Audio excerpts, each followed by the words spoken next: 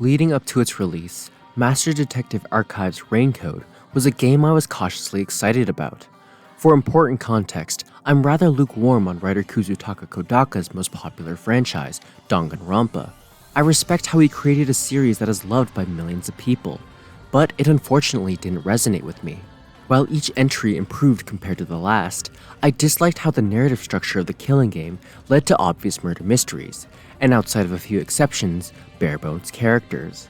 Which is why when this game was announced a few years back, showing a take on the murder mystery formula free from the restraints of a death game, I was intrigued and a bit optimistic. Unfortunately, after 35 hours of immersing myself in the game's neon-lit town, it left me frustrated with almost the entire experience.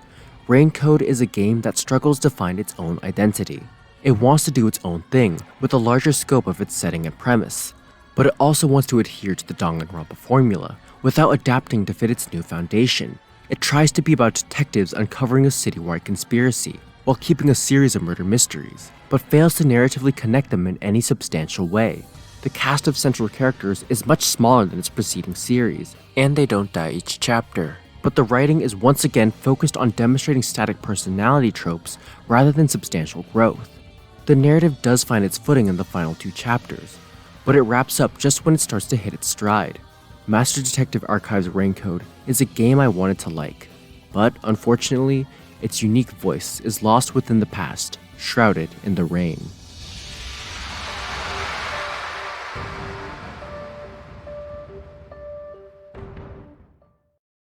This is a spoiler-free review, so nothing past Chapter 1 or anything outside of the trailers will be shown, and I will avoid talking about specific plot points outside the premise. It's also important to establish how I'm approaching this review. To me, story is the most vital part of a visual novel, thus my focus will primarily be on the narrative aspects of Raincode.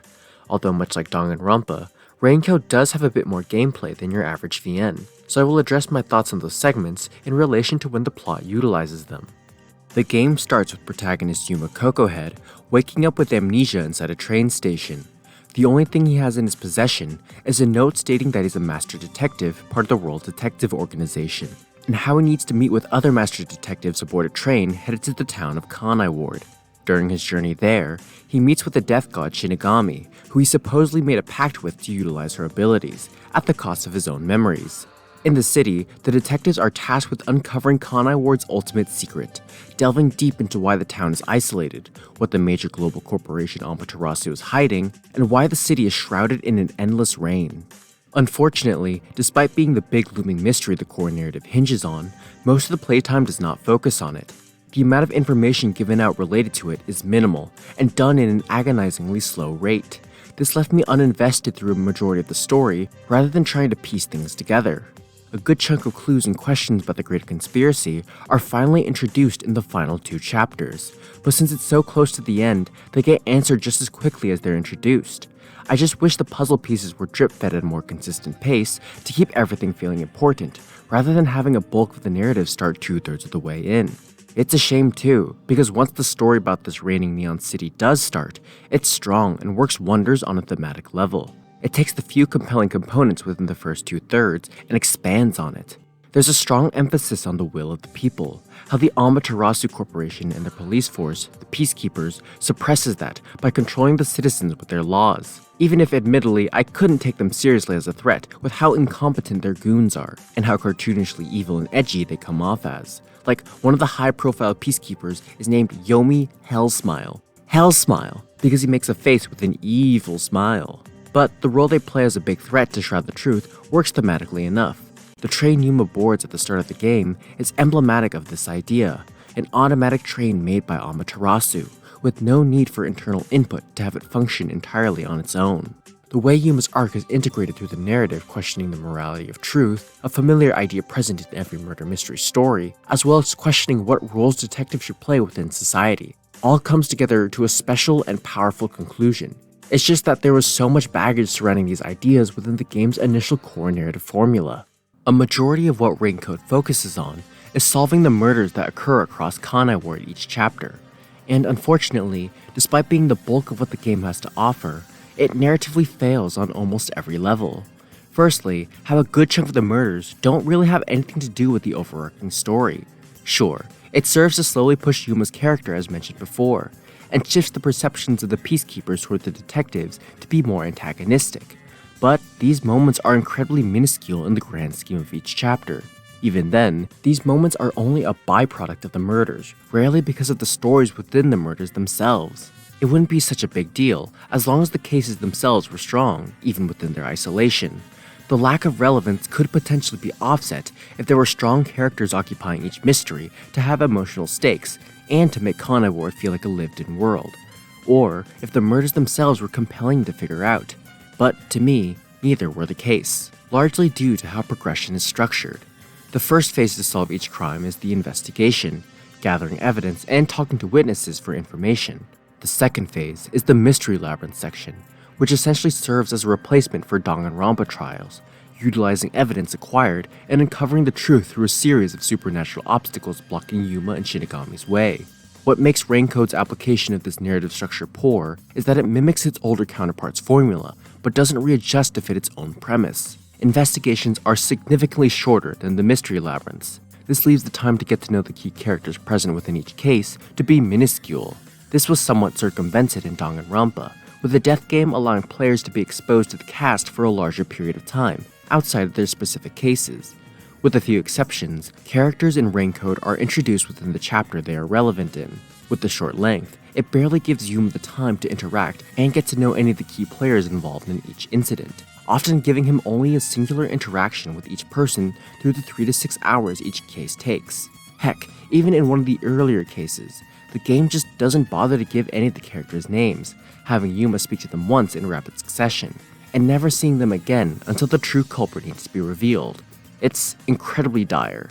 What made it so frustrating for me is that there's a basis for potentially powerful stories within these cases. The purpose of the murders is to flesh out the world of Kanai Ward, demonstrating the town to be a ruthless place ripe with corruption from the peacekeepers, how they abuse citizens, rush investigations, and control the media. Each crime questions whether or not the criminal acts committed are justified, showing the lengths some citizens would go to in order to combat the iron grip of control Amaterasu puts on their lives, trying to take justice with their own hands against the justice system that is corrupted to work against them. But with a lack of meaningful characters to get invested in, it leaves these compelling ideas to feel empty upon execution. Even the rotating detectives Yuma is paired with during each investigation are barely fleshed out beside their core personality trait, only serving as someone for Yuma to compare his abilities as a detective to, and learn what it means to be one. Again, that aspect present in each chapter does play a larger role in his arc. I just wish the game didn't have the player wade through a pile of filler just to get to those nuggets of adequacy.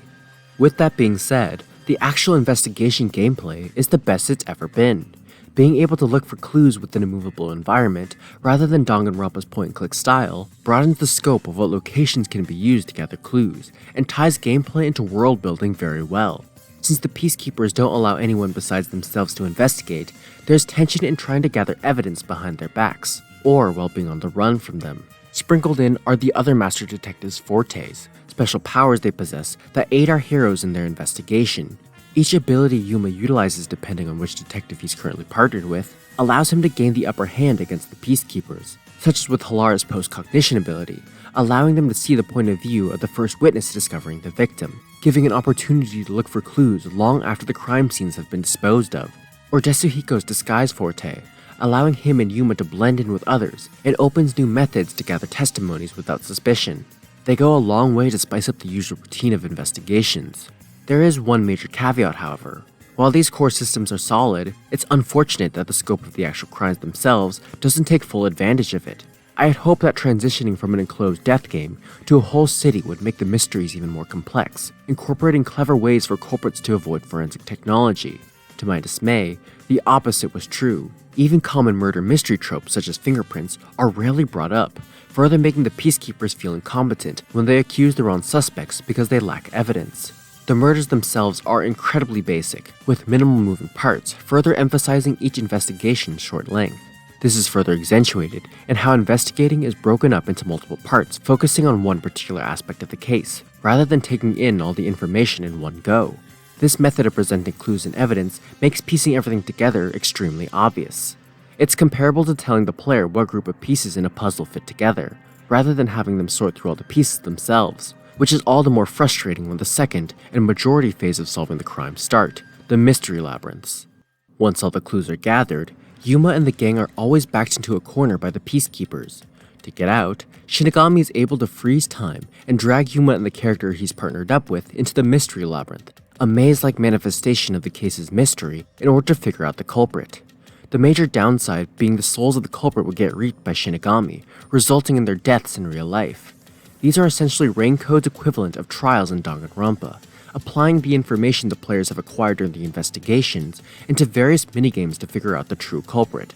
Just like the investigations, it's a format that does not translate well into Raincode. For starters, the abundance of characters within a class trial has Danganronpa focusing largely on character interactions, even when the cast whittles down after each murder. In Master Detective Archives, there's only Yuma, Shinigami, and one of the detective partners, meaning there's much less varied character interactions that occur.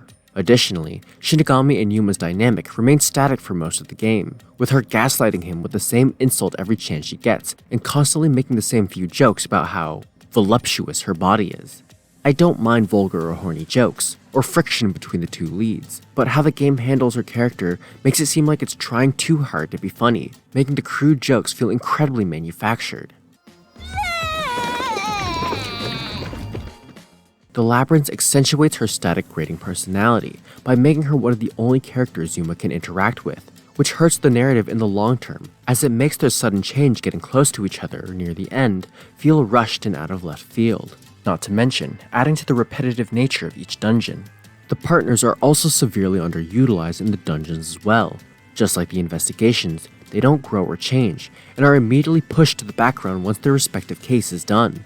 Moreover, since they forget all the information during the investigations when inside the labyrinth, the only purpose they serve is for Yuma to regurgitate info already discovered, strengthening their perception of him as a detective.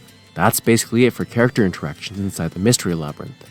There are grotesque manifestations of the peacekeepers, or people from the case called Qs, who try to get in the way of Yuma and the gang from reaching the truth. But none of these interactions are known by the actual characters in the real world, making it difficult to feel any impact on the events inside the dungeon. I was already uninvested with the bare-bones character building during the investigations, but this was the nail in the coffin. Why should I care about anyone in the case when there are zero emotional consequences being explored? No one involved in the case will be aware of anything. Even worse, how the culprit will automatically die once the mystery is solved, immediately closing off any potential exploration on how those involved would react toward the culprit's identity and motivations. And that's just the character writing. Just like the investigation phase, each mystery labyrinth is unsuccessful at making the murders compelling to solve, thanks to Raincode's reliance in adhering to its previous series formula. Both gives the player all the clues and evidence to figure out everything that happened in the case by the end of the investigations. In Danganronpa, the protagonist is trying to debate and convince the other characters of the truth, contextualizing how the player has to apply their knowledge and understanding of what happened. In Master Detective Archives, Yuma enters this alternate world because he's completely stumped about the case. The time in the labyrinth is for him to piece everything together, despite having all the clues beforehand. There is some opposition with the Qs trying to disprove Yuma's assertions, but they rarely fight back when proven wrong. Combined with how basic the murders are, it created a narrative dissonance between Yuma and me as the player, only made worse with how much the labyrinths love dragging its feet with its reveals. It's frustrating seeing him flounder when I figured out the culprit and methods long before entering the dungeon. There's even some inconsistency within the writing, the most egregious example in one of the labyrinths being how Yuma figured out the entire murder method, but then a little while later, got upset being unsure what the murder method was, despite solving it earlier. All of this is even more aggravating story-wise, considering how none of the culprits had to die if Yuma had figured things out earlier. In addition, the peacekeepers just kind of leave and go, "Grrr, we'll get you next time" to the detectives once they point out the culprit, despite backing them into a corner and threatening to kill them. So there is no reason to have the culprit die in the first place. There is no reason to enter the maze in the first place. It just makes me wonder what was the narrative purpose of the mystery labyrinths outside of having some sort of gameplay set piece to apply the information gathered about the case, just like the series that came before. As for that gameplay, one-on-one sword debates, hangman, timing button presses in a rhythm, answering questions within a time limit, a recap comic, it's just Danganronpa minigames again. But now, you could run in a straight line as you wait for conversations to end, or not, since the exit only appears when dialogue stops, rendering that pointless. The most prominent and fleshed out of these gameplay segments are the reasoning death matches. The cues blocking the path will present arguments against Yuma. The player needs to have him dodge statements to not take damage. Within these arguments, there will be an indicated statement that presents a potential contradiction the player can disprove. The player needs to equip the correct piece of evidence known as the solution key and slash through the false statement. I'll slash through this mystery! It's alright, and cutting down contradictions is always satisfying. But I did notice that there were plenty of instances where the potentially incorrect statements were extremely similar to each other, or outright meant the same thing, making it obtuse to figure out which statement to hit. Hangman, or Shinigami puzzle as it's called in this game, is the most unintrusive it's ever been. All the letters needed are already present, and they disappear once they're used up. I'm not a fan of how the minigame is unnecessary fan service about seeing Shinigami pose in a bikini, but the minigame itself, not bad. Same goes for the rhythm minigame equivalent, God Shinigami. Shinigami grows big, almost 4 as Yuma, and starts running and jiggling towards the culprit. All the player has to do is time the correct button presses depending on the obstacles in her path, and occasionally answering questions that pop up. It's simple, but effective. And capping off everything is the Deduction Denouement, putting the events of the case in a comic book in the right chronology. These feel out of place in Raincode with how simplistic the crimes are. The extended length of the summary dragging out the small scope of the crimes. Furthermore, they tend to come after the culprit spouting their motivations, so there's whiplash seeing an attempt at an emotional scene only to start putting together a comic book. Not to mention how the recaps are agonizingly slow, with no way to fast forward or skip text at all. The purpose of the recaps in Danganronpa is to have everyone be on the same page, but in Raincode, Yuma and the group already figured things out together. The only reason this feature returned is because it's a thing Danganronpa did. Context be damned. Occasionally, there is more involved gameplay, such as recreating the steps the culprit performed in order, but it's few and far between.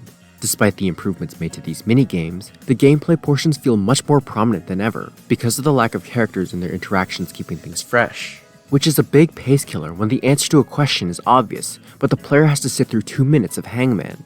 There's a skill tree with helpful upgrades such as improved health, but some of them can hinder the flow of things a bit. Example being slowing down the barrel in Shinigami puzzle, making it so the player has to wait longer before the letter they want appears. Ultimately, both the investigation and mystery labyrinth phases takes elements of what came in the previous series, despite not making sense for Raincode's new premise, thus severely hindering my enjoyment trying to care about the characters and stories, as well as solving the murder mysteries themselves. Outside of solving the murders, most of the downtime between cases is spent wandering around the streets of Kanai Ward. Yuma can interact with the NPCs in each district, even partake in side quests given by some of them. Most boil down to simple fetch quests, but they're a decent and unintrusive way to wind down before diving into the next murder. There's also memory shard collectibles hidden across the city, which unlock bonus conversations between Yuma and each detective, seeing their personalities on full display. For a game filled with bare-bones characters, I'm a bit irked that any sort of screen time is locked behind optional, easily missed content, especially since unlike Danganronpa, the context of characters dying early is never present. Overall though, these are cute if inconsequential exchanges that wouldn't have improved the character writing that much. However, the best part of trying to find these activities is the vibe walking around the town itself. While Raincode's presentation is a mixed bag, with stilted animations, ugly NPC models Yuma can phase through, and some graphical issues, the art direction is superb. The neon lighting of Kanai Ward pops when contrasted with the city's run-down design. On top of the never-ending rain, creates a dreary yet calming vibe. Navigating certain districts can be a bit finicky with how many invisible walls there are, but it's an absorbing atmosphere regardless. The stellar art direction applies to the mystery labyrinths as well. Each one is filled with trippy imagery that oozes style, carrying the ho-hum graphics and animations.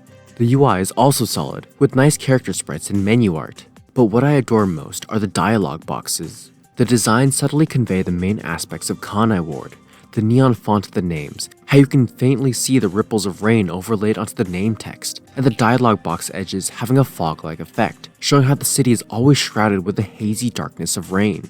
It may be minor, but it went a long way to sell the world of Raincode for me. Unsurprisingly, the soundtrack from Danganronpa veteran Masafumi Takada is excellent, and perfectly sets the supernatural mysterious tone the game is going for. It's familiar to his past works in Danganronpa, but with enough unique flair to have it stand on its own. That's not to say everything audio-wise is great. While the voice acting does an excellent job at bringing the characters to life, some of the audio balancing in a few specific lines are significantly louder than the rest, catching me off guard several times. Oh! It's not a big deal, just something that I noticed. Something that was distracting, however, was the lip syncing. It's consistently off with what's being spoken, oftentimes having to wait a second or two till a character's lip movement wraps up before they continue speaking. It's embarrassingly awful. They may still be nearby. Capture anyone that even appears suspicious. You unstable psycho! Despite my abundance of criticisms towards Master Detective Archive's Raincode, the game has slightly grown on me over time. Its strong final chapters and ending shows that there are glimpses of brilliance through the whole package, and a great foundation for a potential sequel. But it doesn't change how a majority of the playtime leading up to that end was one of the most frustrating experiences I've had playing a game. Underneath this town of neon and rain is a title that feels lost trying to recapture elements of its preceding series, with its murder mystery narrative structure, character writing, and gameplay, with execution that clashes with itself. Raincode by the end has a lot to say with its narrative and themes, but unfortunately is a game that spends so much of its time going through an identity crisis. Through the winding neon cityscape, draped in my raincoat, I roam in search of my missing memories.